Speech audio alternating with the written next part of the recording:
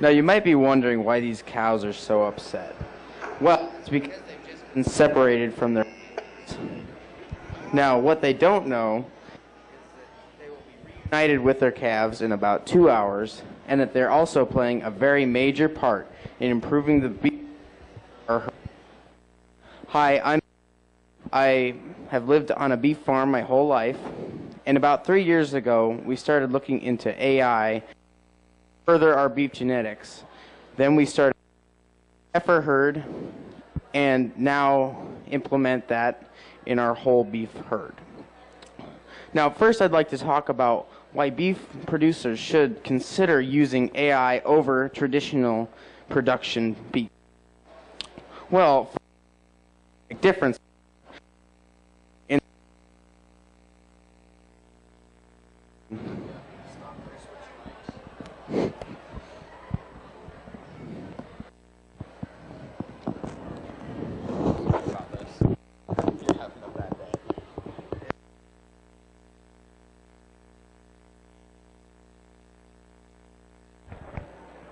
test check. There we go. All right, so now we'll talk about why you should consider using AI over your traditional production beef. Now, the first difference is the genetic differences, which are apparent in the prices between the bulls. Here I have from Select Sires, which is an AI business, their beef directory, which is basically their catalog of the different bulls that they have. Also here is an EPD sheet from one of our bulls that we have bought in the past. Now the difference is, a good production bull for the average farmer is usually about $3,000, but for a quarter share of one of the bulls that's in this catalog is usually around $500,000. That is how much work has gone into improving the genetics for superior performance of these bulls over your regular production bulls that you can buy. Also is the prices. In the long run, you will usually save more money by buying individual straws for these bulls to use on your herd rather than spending the money on feeding and keeping up with vet costs and stuff like that of buying your own bull. Now it is advisable to buy your own bull to implement for cleanup, which basically makes sure that all of your AI cattle are pregnant. You won't have to buy as many bulls. It also takes pressure off of your existing bulls because they don't have to work as hard and breed as many cows. Now, I'd like to speak about the genetic effects of over these bulls compared to a bull that you will buy. These bulls have a very good carcass value to start with. This comes down to quality and quantity. You will get better quality out of their meat, giving you higher premiums from USDA grading such as Choice, Prime, Select. You all heard of them. But they also give you more quantity. So if you're getting more per pound from your quality and you're getting more pounds from your quantity, you are in whole making more money from these bulls. Now, next is the rate of gain. This is something that affects how much you're going to have to feed the cattle and for how long. If they're going to gain more on less feed in a shorter amount of time, you're not feeding them for as long, and that turns over for more profit, especially when corn is at $8 as it is right now. Now, another part of it is passing on genetics to further generations. As we do, when we AI our cattle, a lot of heifers that we get out of these bulls we'll keep back to use for the next year. This is because they have very good genetics from these bulls. Now that's a maternal front that we'll look at later in that section. But it shows you how well they can also create a cow. And that's also making you money in the long term from the calves that will come out of that cow for years to come. Now, I'd like to talk about how you're going to read stuff out of this catalog. And could I have this passed around, maybe? Just, could you pass these around? The bulls that we're going to talk about today have tabs on them, so you can look at that. And then I'm also sending out the certificate sheet of one of our bulls that we bought in the past. Now, what we're looking at here is an EPD chart, or expected progeny differences. This is basically a chart that has been developed over genetic testing from the bulls, over lineage tests, and from tests conducted on calves out of these bulls. They cover such things as how much they're going to gain, what the carcass quality is going to be, and how good of mothers they make. Now, first of all, I'd like to speak about the abbreviations you see right there along this whole top line. They may look a little confusing when you first look at them, but when you learn what they mean, they really help you to determine what you need in a bull. And I'd also like to stress that when you're choosing a bull, it comes down to what you want. Maybe you want a very low birth weight bull for your heifers. Or maybe you're looking to improve your herd genetics with better rate of gain. Well, these will help you figure it out. Next is the breed average. The breed average is these numbers right here. Breed average on all the numbers, except a select few, is 0.0. Now, anything plus that number means they're above the breed average in that section, and anything below that number means that they're below the breed average in that section.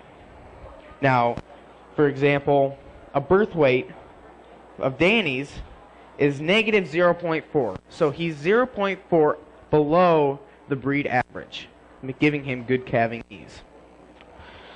Now, also is the accuracy score. These numbers, when there's a new bull put out, they're just guessing. They're just guesses. But as the bull becomes more proven and is used on more calves, and they get more data collected on that bull's cattle, they can create an accuracy point. As you can see, a 0.97 accuracy is very good. It goes from 0.0 or to 0.0 to 0.100. Now, as you can see, the accuracies range on everything, but the numbers grow larger, and these numbers differentiate from year to year as they collect more data. Next, as you can see, is the percentile numbers, which they don't have them on all of them because that means they're not in a very noticeable percentile of the breed.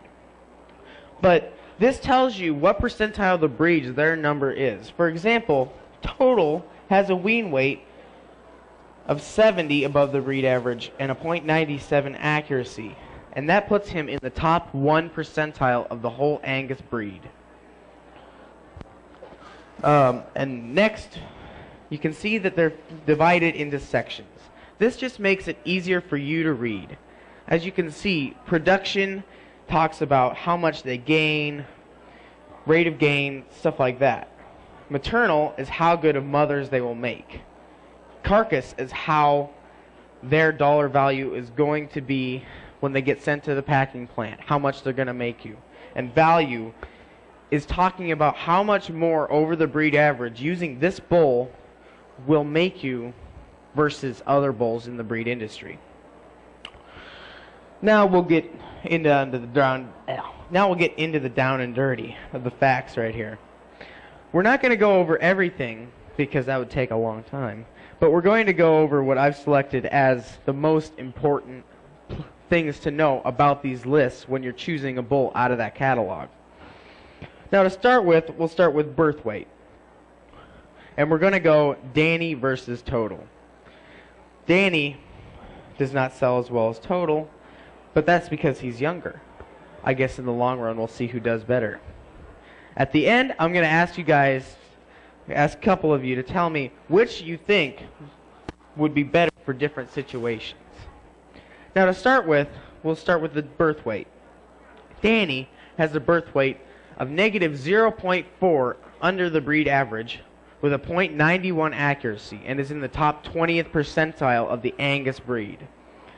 Total has a birth weight of 3.5 above the breed average and has an accuracy of 0.88. Now when you're looking at birth weight, if you're looking for heifers, you're wanting something with a lower birth weight for calving ease, so that a smaller frame, not yet mature cow can have a calf. You know, you don't want it so big that they can't get it out. That causes a lot of problems. Now, when you're choosing this, you can see that Danny has a lower birth weight. Therefore, he would be a better choice for a heifer herd based on this alone, because he has a lower birth weight, therefore a better calving ease over total. Next, we'll go over weaning weight.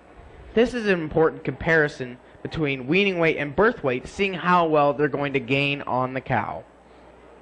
Now, Danny has a weaning weight of 55 over the breed average with a .86 accuracy.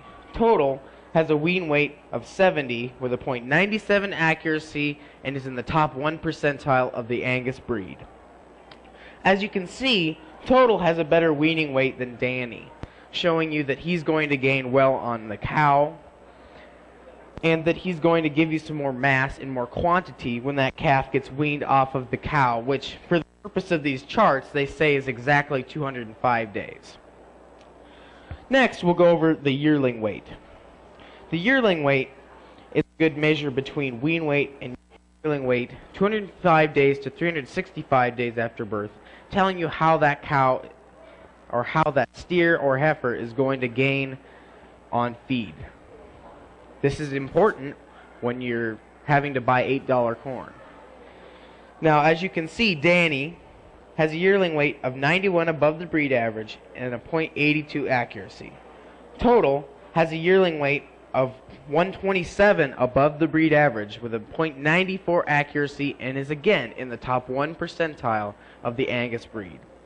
As you can see right here, Total has a better wean weight to yearling weight gain than Danny, therefore giving you more money on that section.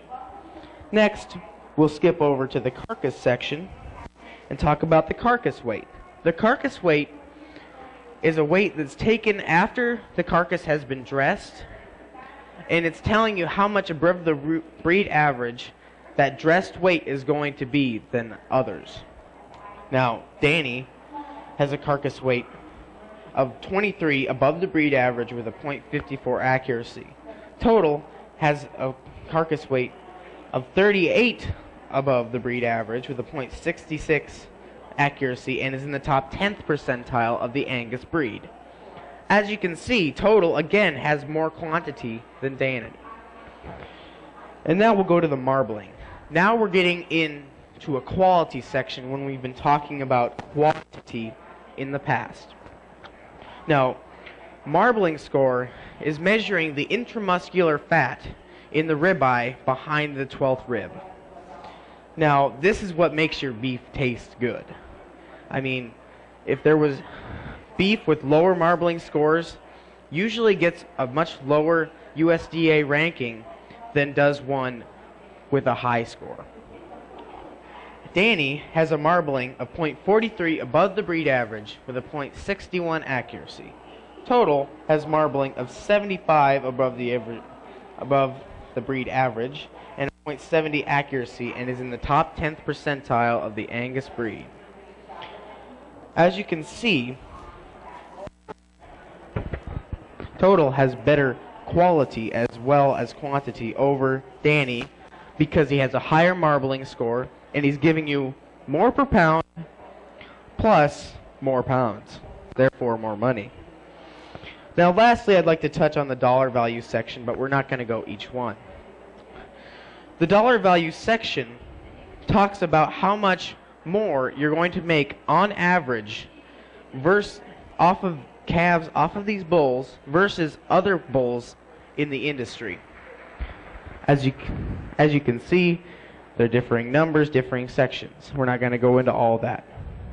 But that gives you a basic idea of what that section is. Now, in conclusion, I hope I've shown you how to use EPD charts and how and why you should choose to use AI over traditional bulls because of the improved genetics and better income. Now, I told you at the beginning that I was going to ask you a question. So, can anybody tell me which bull they would rather use for their heifer herd?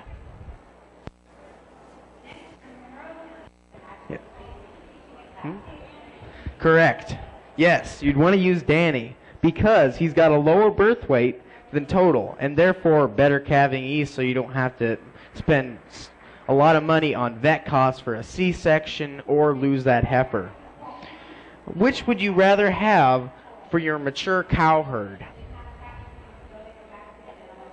There you go. You'd rather have Total. He has a higher birth weight, but those older cows can handle it because they're mature. And he gives you added quantity and quality over Danny, therefore making you more money. Thanks. My sources, which used to be in there, the sources are how to use EPDs, which is a website, select sires for these pictures and that catalog, and Jerry and Patty Henning, which are my aunt and uncle, for these pictures. Are there any questions?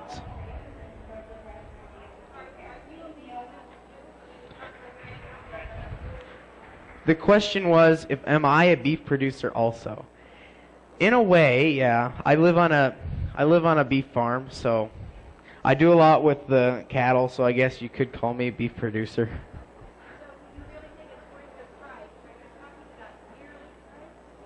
The question was, am I talking about yearly price, and do I think it's worth it to use these over production? Yes, I do think it is worth using these over production because you get more bang for your buck. And in the overall run, you spend you spend money per straw of semen of one of these bulls. And the cost is actually lower when you take into consideration the safety you get from the genetic quality of these bulls.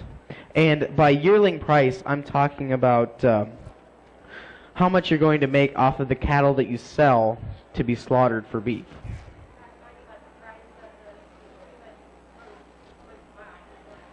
Well, that's all taken into consideration when you take in one big number.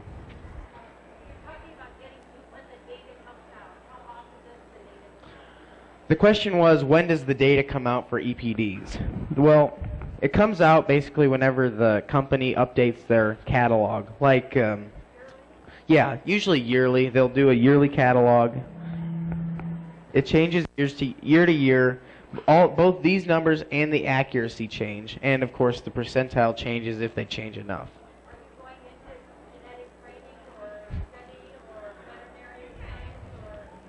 The question was, am I going to go into a field related to this?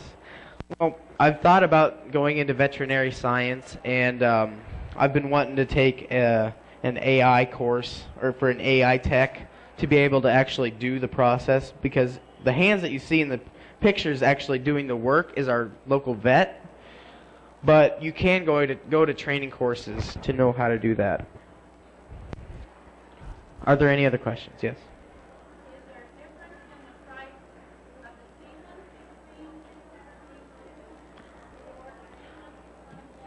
The question was, is there a price difference between the two bulls in semen straws? Yes, there is. It also depends on the demand for each bull, the shipping costs, and the popularity. Right now, Total sells more per straw than Danny, so therefore, Total straw prices are a little more than Danny's. Are there any other questions? Yes. A disposition bowl. For which section? Oh, yes, docility rating. Yep, it's right there. DOC is the docility rating. That's something new that the breed industry has just introduced.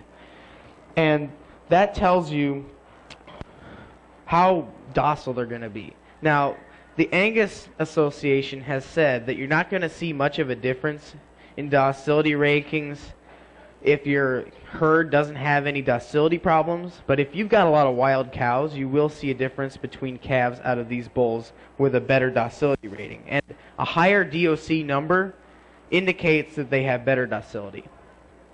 Are there any other questions? If there are no further questions, this concludes my presentation.